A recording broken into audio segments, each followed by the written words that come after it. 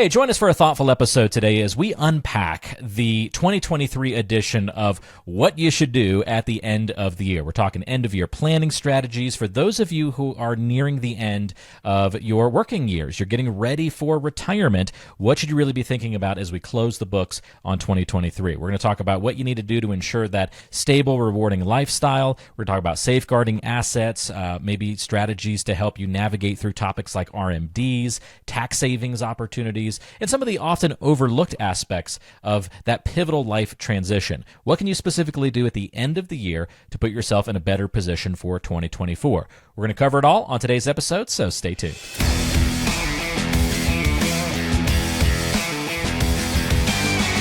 Welcome to another episode, folks. Janine, it is great to be with you this week. How are you? I'm doing great. Looking forward to the holidays. Yeah. Any big plans? I mean, you're always traveling, so then to say like, oh, are you going to do some traveling seems kind of obvious at the holidays. Yeah, you got to travel out to see the parents. You still have time to be able to do that. And then seeing some kids with grandkids and, just all the fun stuff. Plus, we have a neighborhood full of kids, which is always fun when the lights go up. So.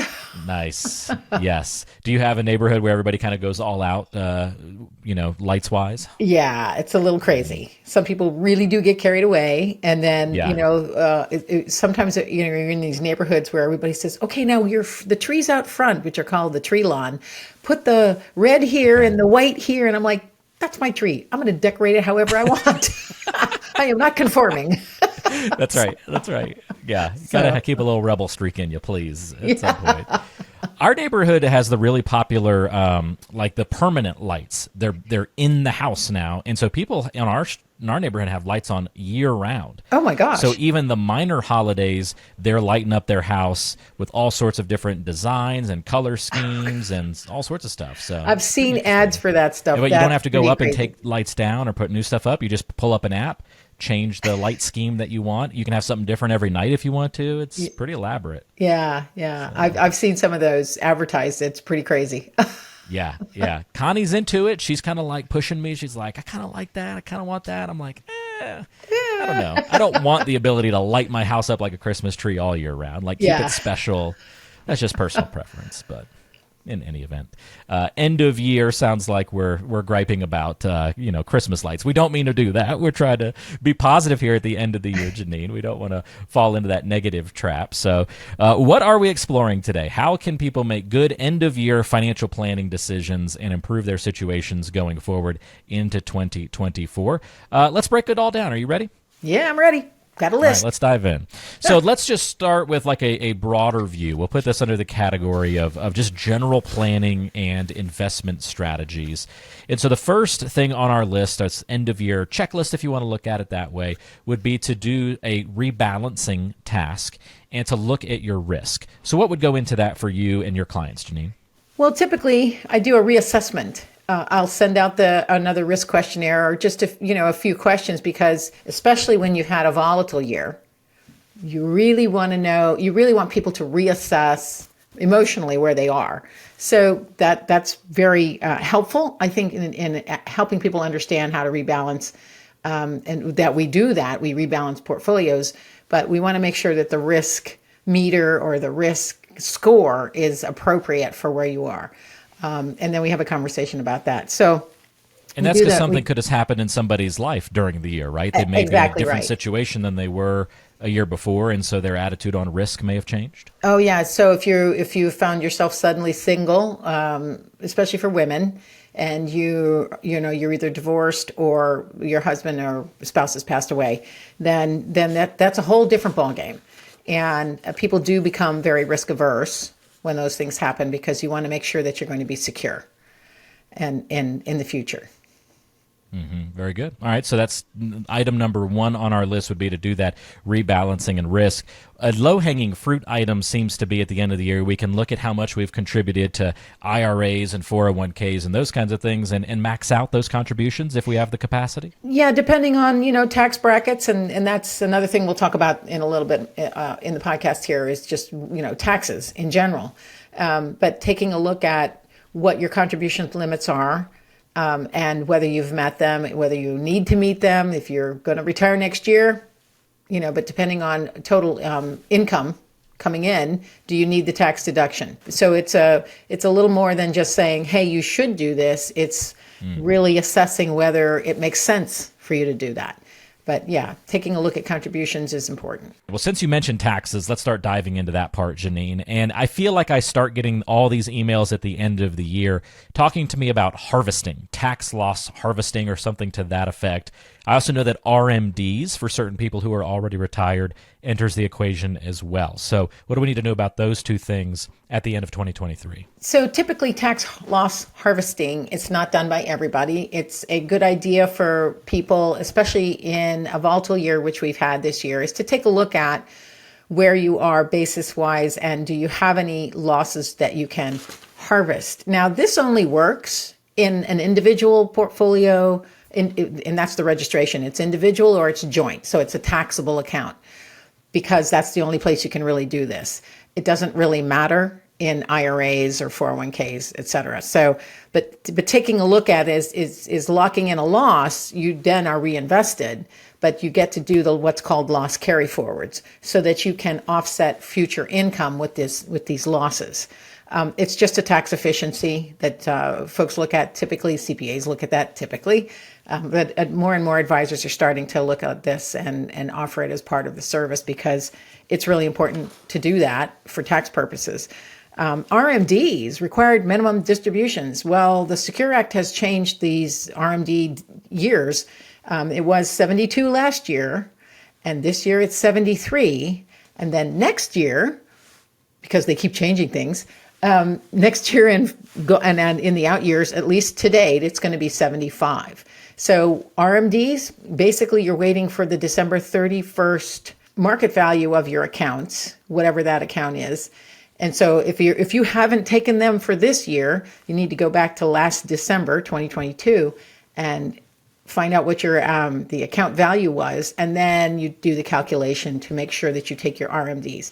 I would highly recommend people look at doing that soon because a lot of managers will have a cutoff date as to when you can get your RMDs done by early December because there's all the reporting that has to take place. So don't wait till the last minute to calculate this out. If you haven't taken them for essentially 2023 RMDs, they have to be done by December 31st. Very nice. Yeah, we're releasing this episode at the beginning of December, so do it now. Don't wait any further to That's right. address and take care of it. Perfect. All right, so we've had our general planning stuff. There's some tax considerations.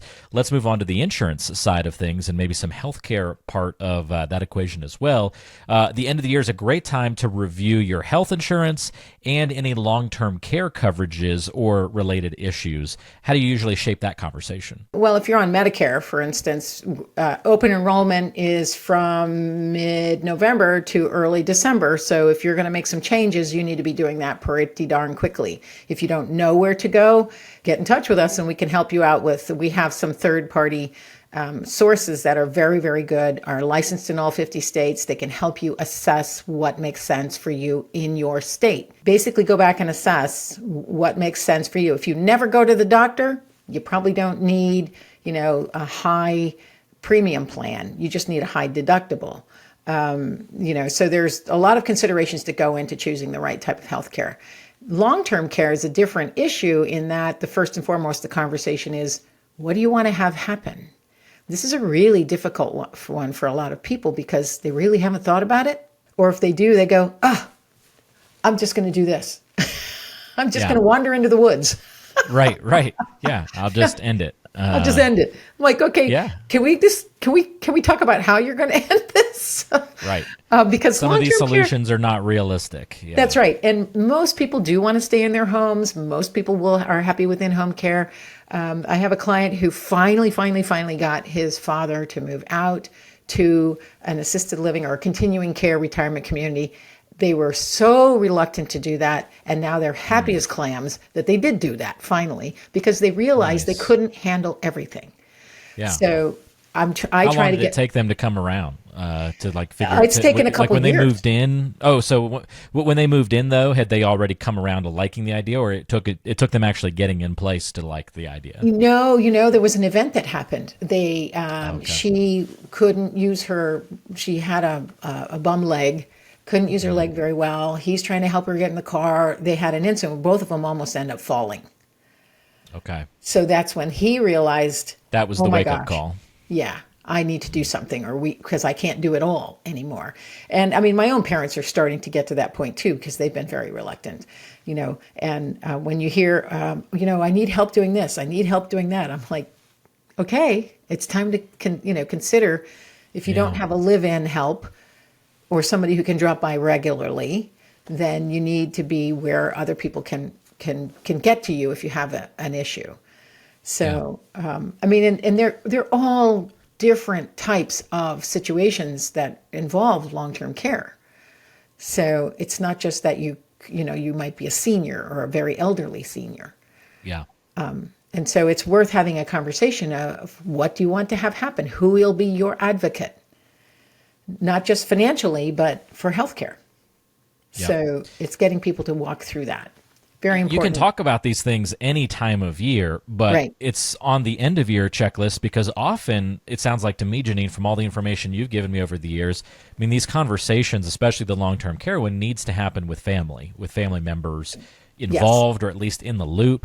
And so make it part of the end of the year, because what happens at the end of the year? We tend to see our family at Thanksgiving, Christmas, New Year's, and gatherings like that. So now is a good time to bring those things up, even if they're not the most fun thing to talk about. Well, yeah, and sometimes you have expectations and your kids are not on board. Not on the same page, yeah. They're not on the same page, and Yeah. nobody wants to be surprised. Right, right. Oh, by the way, I'm moving in with or they you. may be thinking they are going to help take care of you, and you don't want that, and so you need to set That's right. that straight too, if that's not part of your wishes. And That's right. all those things. Yeah, Important that's a great point. important conversations. Yeah. Very nice. All right, let's talk about income and lifestyle. So as you reach the end of the year, you're thinking about financial and retirement planning. What can you do to improve your situation in 2024? Well, I'm going to bring up the B word, budget. But Janine's going to push back on that a little bit.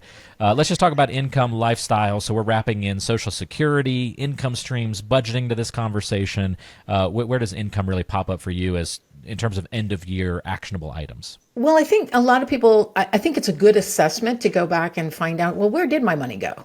Because it is really hard to plan forward if you don't helpful, understand yeah. what your spending habits are. Now, some people have a really good handle on this. Engineers tend to have everything in a spreadsheet, which is Yeah. amusing.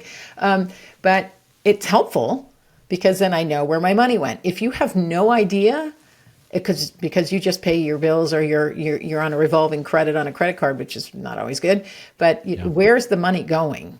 So that you can kind of make an assessment. If you are working with an income, it doesn't feel as critical.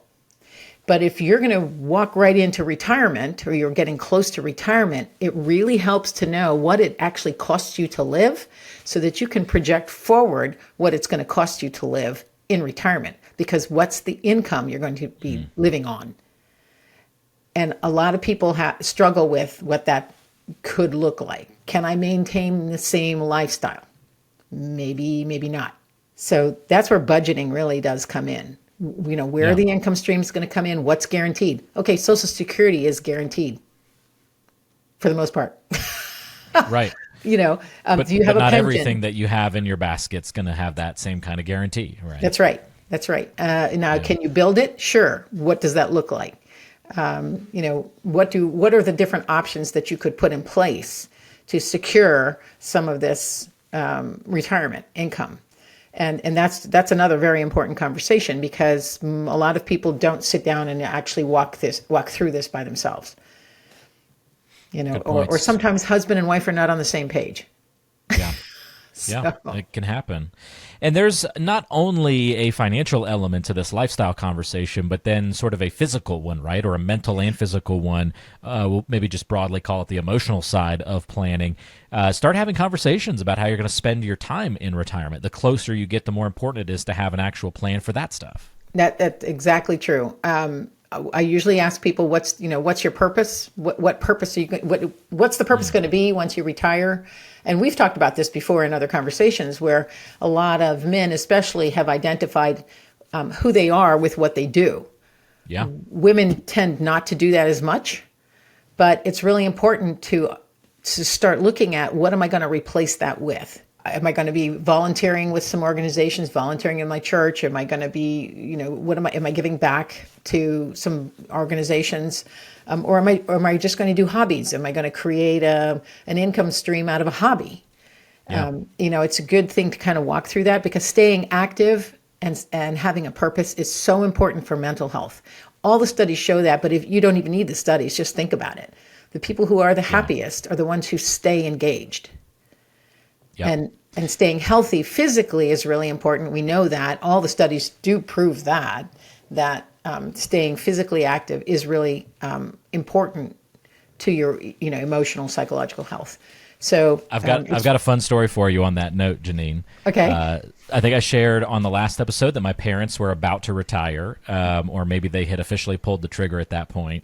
I think it was after our last episode. But anyway, they are officially retired now. And on like the first or second day of retirement, Mom went and did yoga. But what was really cool is that the new pastor at their church taught the yoga class. He does like yoga with the pastor. So so like she tried something different. It was like this one thing she wanted to do right after retiring. She wanted to go to one of these classes, and she absolutely loved it. Like went out to the store afterward, bought a yoga mat, and she's like, I'm going to do this every week. So she found a new passion like right out of the gate with that. So I just thought that was really cool. As somebody who's recently retired, like she didn't wait long, and she like found a new thing to engage with. That is great. That's really great. And that's typically what makes people excited to get up in the morning and get out, is they have a group that they want to go see, or an activity that they want to do. I think that's really important. And that's great for her because it's physically rejuvenating, if you will. Yeah. I can't picture her doing yoga. So like, I can't wait to go see this one day and enjoy that. But she'd be very mad at me for saying that probably right now. But love you, Mom. No worries. I'm proud of your yoga. That's awesome.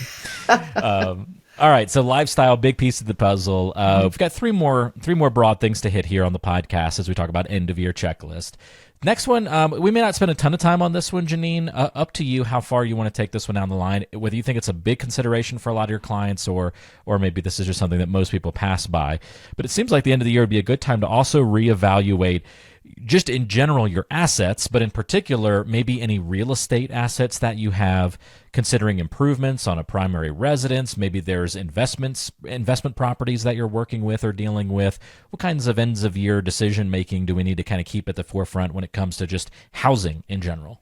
Well, so for primary housing, it's does the house that you're living in currently meet your needs, wants, desires, etc.? If it's still the house you love and you're okay taking care of it, then you don't really need to do anything. If you're considering downsizing, go and stay someplace if you can, with Airbnb or VRBO, really.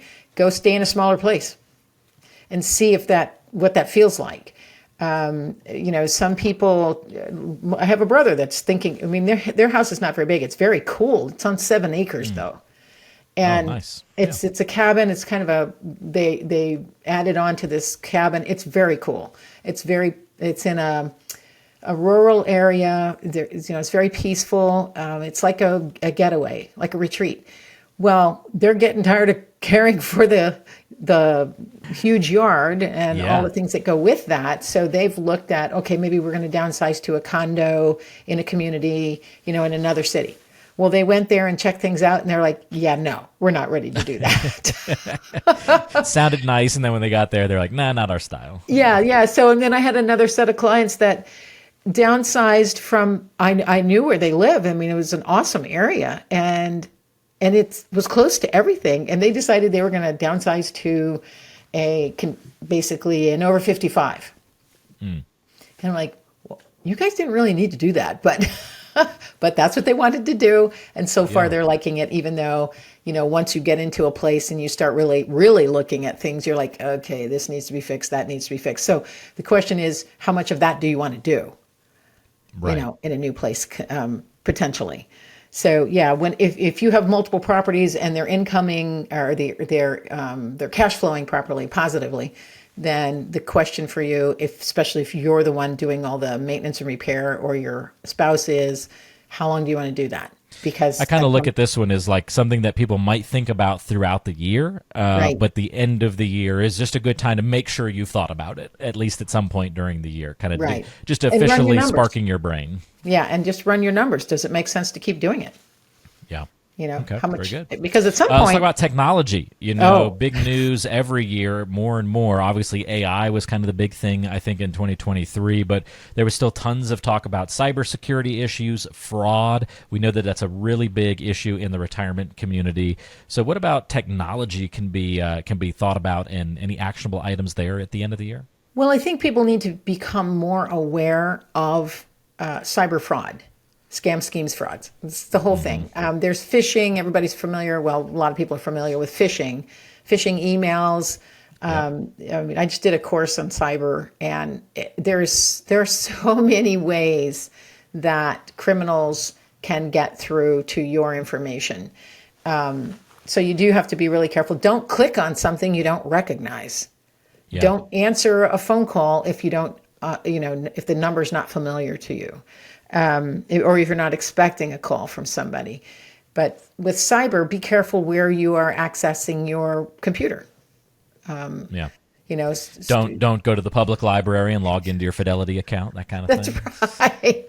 Typically not advised. Exactly. There are a lot of things coming out with how good AI is and that it can mimic your voice. And so there are a lot of things flying around the internet about, when you take a call, don't answer specific words because they can capture the quality of your voice and create you, and then call your kids or things. There's all kinds of things they can do with that.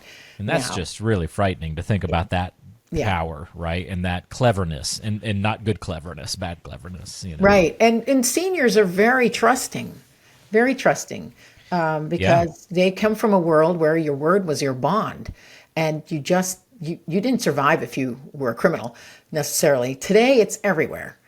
And so they really do have to watch out. There are so many stories of people being scammed out of their life savings. So I think half the battle, Janine, is just getting retirees to realize that they're a target, kind of accepting that fact, right? Then helps us prepare for it. And I have a couple clients that have worked in cyber. So they're always saying, hey, make sure you do this, make sure. I'm like, I know, but it's getting the older seniors. I would say the folks that are probably older than 75 that are the most vulnerable. And then people who are just not tech savvy. And I hate hearing the stories when they happen. But very glad that you're bringing up that awareness, talking about it. Unfortunately, Janine, not all of us have worked at the Pentagon in our lives and have that same vigilance that you do when it comes to security. But people are just trusting. Even my own parents, and my dad should know better, but I have forbidden him to answer the darn phone. Yeah, because of this. Just unplug the thing from the wall. So. It's tough. We're about to train my dad on how to use a smartphone. So I think we're going to go through some of those same growing pains of like, all right, now sometimes things are going to pop up trying to get you to do stuff. You just got to ignore those things. Yeah, that's right. you don't get free tokens, none of that. Just stay away. That's right. So that's going to be a fun journey. All right, last but not least, our final end-of-year checklist item and thing to think about would be when it comes to generational wealth considerations. So we're talking here, Janine, about gifting, perhaps to heirs or charity. That's always a good thing to look at the end of the year. But let's also cover any documents we should check into at the end of the year, estate planning considerations, all that kind of stuff. Well, and a lot of times at the first of the year, we'll say, hey, please check on these things. But life happens, and holidays are a good time to reevaluate who are your heirs. Do I really like that cousin, or my daughter enough to be my beneficiary? Maybe I should make it the other kid, right? Yeah, beneficiary, so people should know that beneficiaries listed on any qualified plan, an IRA, a 401k, et cetera, Roth, trumps any will. So you want to make sure that you have checked, rechecked, who the beneficiaries are on your accounts. Typically, your spouse is 100% the beneficiary, and the spousal rules of inheritance will apply. Because of the Secure Act, all the non-spousal rules apply to children or other entities because they are not designated beneficiaries is what it's called. So it's really important to go through there and reassess or make sure that those are the people that, that their information is correct on those forms. If you're thinking about charitable donations, now's the time before the end of the year, especially if you want deductions. Cash donations are deductible up to 60% to churches or any other charitable organizations. So, kind of figure out who you, based on taxes, based on income, based on who you care about or what you care about, that you're doing that early enough so that the deduction or the charitable contribution happens before December 31st. Yeah, excellent. All good things to remember and to review. So, Janine, walk us through to put a bow on today's conversation. You like that since it's our end of year sort of Christmas show? A good one. On the yeah, I say that every episode. It's just once a year. It kind of makes more sense. To put a bow on the episode today, how about taking us through the process? So, if somebody hears today's content and they're like, "Yeah, I need some help going through all of these things," I'm going to get in touch with Janine by going to theuswealthadvisors.com and scheduling your time to visit. What's that visit then look like? Take us through what becoming a client looks like and just the planning process. Give us that 30,000-foot view. So the first meeting is really, if you're ready to go, you can send us statements if you want, but typically the first meeting is us getting to know each other a little bit and us trying to figure out what your biggest concerns are and can we help you? Are we a good fit? We might not be a good fit for you. You might not be a good fit for us. It's really a familiarization meeting. And then the process goes through, investment analysis, insurance analysis. It's a holistic approach to financial planning. So it's everything about your life. It's putting all the pieces together and making sure that they're integrated.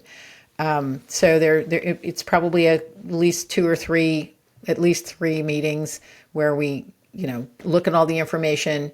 Basically, we go back and forth for the plan, because here's the thing about plans. I could give you a document, but if you walk outside and get hit by a bus, your plan just changed.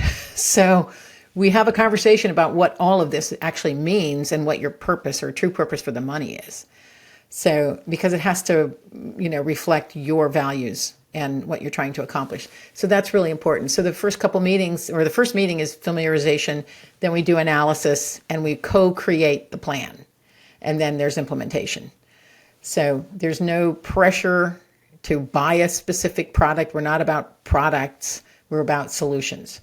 So that's a really important takeaway, is it's really about what you're trying to accomplish and how is the best way to accomplish that. Very good. Thank you for the details. And if that sounds like the kind of engagement that you'd like to have with Janine and want to go through that planning process and discover the gaps that might be in your current plan and put a better plan in place together, not only for 2024, but for all of your future, definitely reach out and get in touch. Again, you can have a complimentary initial visit with Janine. Just go to theuswealthadvisors.com or call 443-718-6311. That's 443-718-6311. We'll also put that contact information in the description on the YouTube channel or in any of the podcasting apps that you might be using to listen to today's show. Well, Janine, thank you for all of these great details. Really appreciate your guidance and advice. I hope you enjoy the holidays and have a great couple of weeks, and we'll look forward to catching up again with you next month. Thanks so much, Walt. You as well. All right. Take care, everybody. We'll see you next time right back here on Rockin' Retirement. Busier than ever and on a mission. Take care.